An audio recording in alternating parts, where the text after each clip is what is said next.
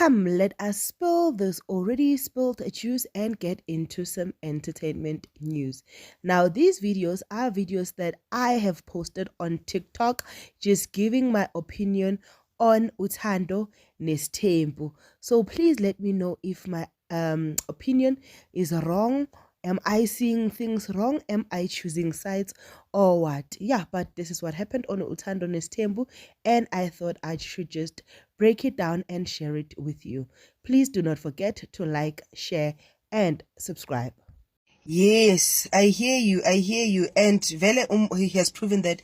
But Nane, I don't know, I might be wrong. I think Mpumelelo is getting all this attention and everything because he's the one child that has shown Hore he's going to walk on the father's footsteps, i.e. he's going to have a polygamy type of situation. He's going to marry the number of wives. He's going to have 5 wives. And he's the one that also initiated, and Mjoleni Wake is making it publicly, you know what, I am my father's son.